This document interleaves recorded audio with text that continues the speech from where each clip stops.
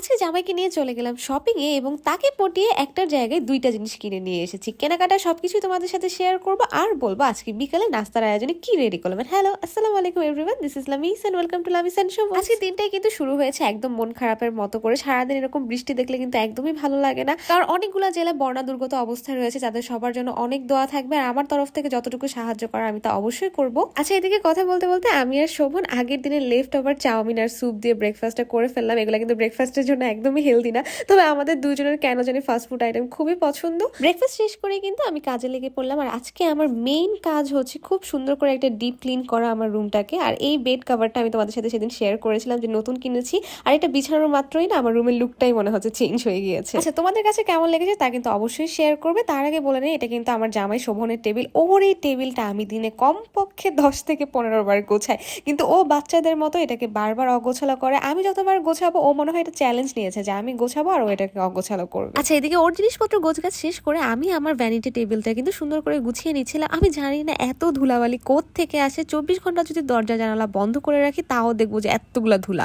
আর এইদিকে দেখো, এবার চলে আসলাম জামা কাপড় ধোয়া ধুইতে। এখানে কিন্তু সব থেকে বেশি জামা কাপড় হচ্ছে শোভনেরই জমে। এই কাজ করতে গেলে আমার বেশিরভাগ সময় মনে হয় যে এইসব ইলেকট্রনিক যন্ত্রপাতিগুলো আমাদের জীবনটাকে আসলে কতটা সহজ করে দিয়েছে। ভাই, তুমি নারকেলের এই জিনিসটার নাম আমি ভুলে গিয়েছি। এটা কিন্তু আমার শ্বশুর আব্বা আমাদের সবার জন্য এনেছিল। আর বিকালের দিকে আমি আমার জামাইকে কিন্তু টেনে নিয়ে গিয়েছি শপিং এ। আমার যেহেতু কয়েকটা জিনিস কেনাকাটার দরকার ছিল, আর বেশ কয়েকদিন ধরে কিন্তু শোভন আমাকে ঘোরাচ্ছিল যে আজকে যাব কালকে যাব এই কথা বলে বলে ফাইনালি আজকে তার সময় হলো। আমি আর ও মিলে কিন্তু দুজনে বের হয়ে গেলাম। আচ্ছা, শপিং মলের কেনাকাটা কিন্তু তোমাদের সাথে অবশ্যই শেয়ার করব। তার আগে বলে নেই, আমার শাশুড়ি মায়ের নিজের হাতের বানানোই হার্বাল তেলটার কথা। খাঁটি নারকেল তেলের সাথে 30টা প্রাকৃতিক উপাদান দিয়ে কিন্তু এই তেলটা বানানো হয়। যেসব আপু ভাইদের অনেক চুল পড়ছে, যাদের চুলে খুশকি রয়েছে, যাদের চুল সহজে লম্বা কিংবা ঘন হতে চায় না, তারা কিন্তু চাইলে এক্ষুনি ইনবক্সে কিংবা উপরের দেওয়া নাম্বারে ক্যাশ অন ডেলিভারিতে অর্ডার করে ফেলতে পারো। আচ্ছা, এখানে কিন্তু তোমরা দেখে বুঝতেই পারছো যে আমি আর শোভন কিন্তু শপিং এ গিয়েছিলাম জুতা কিনতে।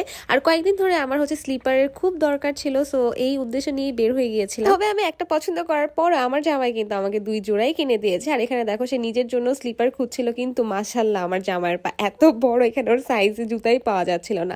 আর ফাইনালি এই জুতাটা আমি কিনেছি। এটা কিন্তু খুবই সুন্দর একটা স্লিপার। আর পিঙ্ক স্লিপারের সাথে সাথে কিন্তু আমি ব্ল্যাক কালার হিলটাও কিনেছি। এটা হিল বলা যায় না, খুবই ছোটখাটো একটা হিল এটার সাথে অ্যাড করা, যাতে সবসময় পরা যায়। যাই হোক, অনেক কেনাকাটা হয়েছে। এবার বাসায় এসে আমাদের সবার এত খিদা লেগেছিল, যেহেতু বিকালে আমি ছিলাম না। আর তোমরা জানো যে বিকালের নাস্তাটা মোস্টলি এখন আমি রেডি করি আমার শ্বশুর বাড়িতে।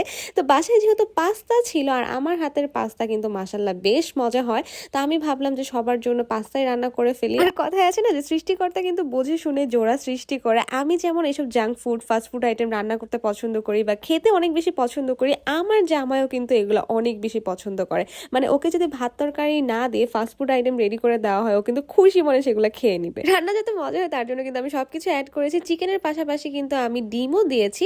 আর এই রান্নাটা হচ্ছে আমি টিকটকে দেখেছি। নর্মালি আমরা যেরকম অনেক বেশি মশলা টশলা দিয়ে পাস্তা রান্না করি, এটা একদমই সেরকম ছিল না। দুধ অ্যাড করার ফলে কিন্তু এটা দেখতে প্রথম দিকে একটু সাদা সাদা লাগবে, তবে টেনশনের কোনো কারণ নাই। যখন তোমরা এটা টেস্ট করবে তখন বুঝবে যে এটা কতটা ইয়াম্মি হয়।